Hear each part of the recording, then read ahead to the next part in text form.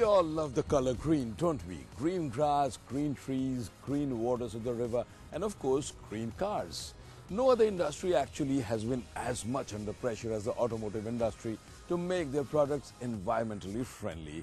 And today I'm here to drive just one such car, which is completely green. This one.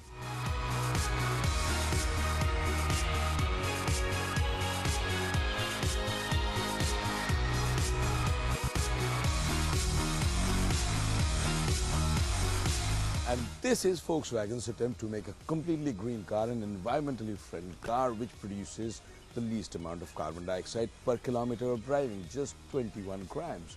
This is the XL1, which is a plug-in hybrid, uses a combination of a diesel engine and an electric motor. Just 200 of these will be made.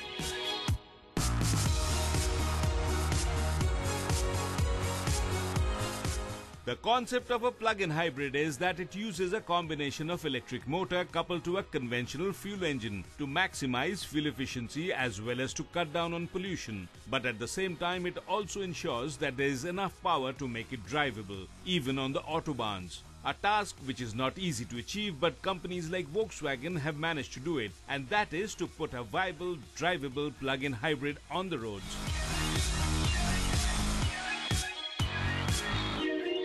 Most of the alternate fuel vehicles are easy to tell by the way they look and design, and so is the case with this XL1 as well. The main design focus for this car has been to reduce weight and to make it more aerodynamic, and these two factors in turn will make it what it is conceived for: increased fuel efficiency.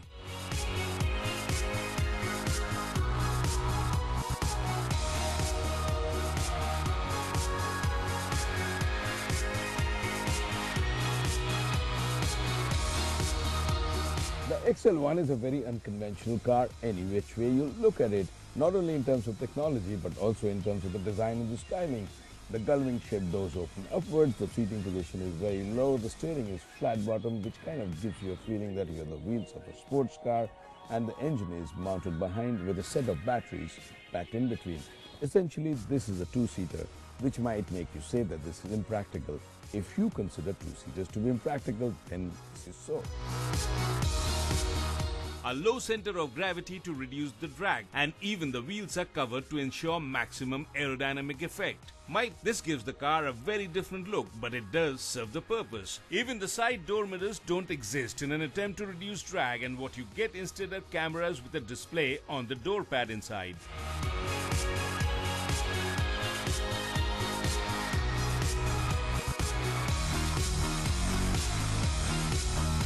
I have driven quite a few electric cars in my life, but when you start driving this XL1, you realize that this is slightly different. This is not as quiet as you'd expect an electric car to be. When you start driving, initially it's the electric motor which drives the car, but then at a certain RPM the diesel motor kicks in. And when this does, you can actually feel the difference because the sound changes completely. It now feels like a beast of prey which has certainly spotted its dinner. It sounds throatier, it sounds louder, and it sounds a whole lot more meatier. It's not really what you'd expect of an electric car. It's quite nice in that sense. I like the sound.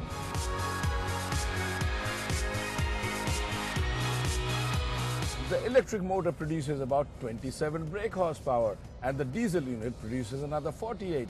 So what you get is a very healthy 75 brake horsepower, and both these combined together will propel you to a top speed of 160 kilometers, which is pretty good even for the autobahns of Germany. And the best part about driving the XL1 is the fuel efficiency. And now I'm going to tell you, and I can assure you, you are not going to believe me. With 1 liter of diesel, what you're going to get is 111 kilometers.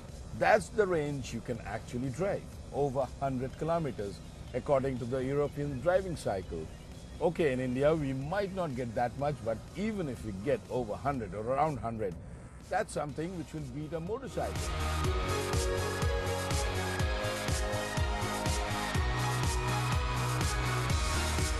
The engine is mated to a 7-speed dual-clutch transmission, automatic of course, and this does a very fine job of shifting. You don't really feel any shift shocks.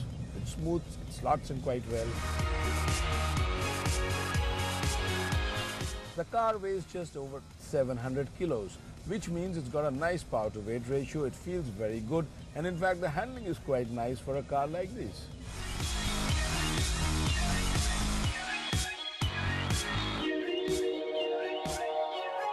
The steering input when you are going slow is a little hard, but once you start moving on the highway and you get to the highway cruising speed, it becomes quite nice. In fact, the feedback is quite good. I like the suspension setup. It's quite nice. It doesn't feel wobbly in spite of the thin tires, especially in the front that it rides on. And even at highway speeds, it stays quite planted. The ride is quite reassuring. In fact, I think this is a car you can really drive out on the highway with. Not to talk of the inner city commute, which means that you get a very good fuel efficiency.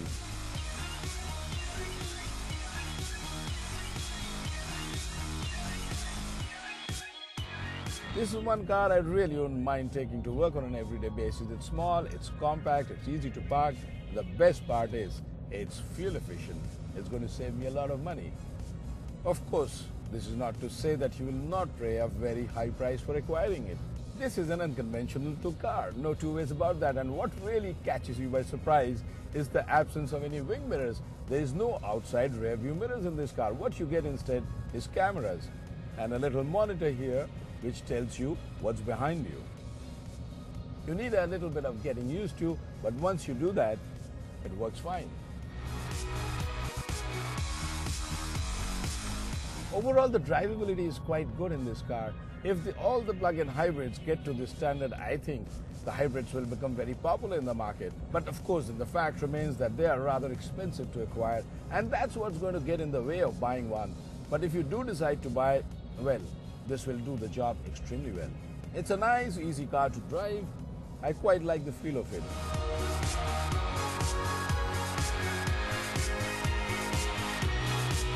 If you look at the interiors of the XL1, you might not notice something very different from an average road-going car, except for the fact that it is a two-seater and slung quite low.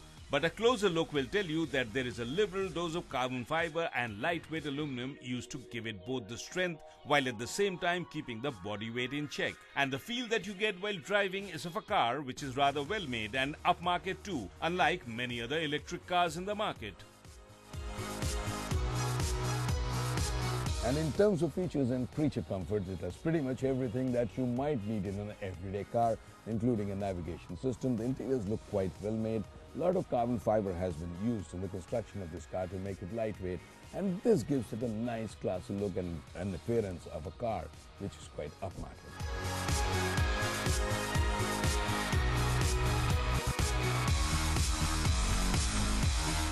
What so far has gone against hybrids is the manufacturing cost of these vehicles, because components, batteries and technology is all expensive and still in developmental stage. And what this XL1, which is otherwise a very usable and even an attractive car, has going against it is the price factor, because this one too is expensive.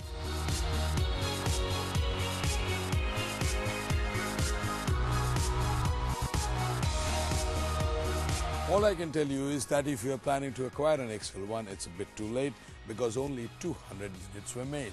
And the only thing that might have got on the way of your acquiring one is the price tag. It cost in excess of 100,000 euros. And that could have been a bit prohibitive.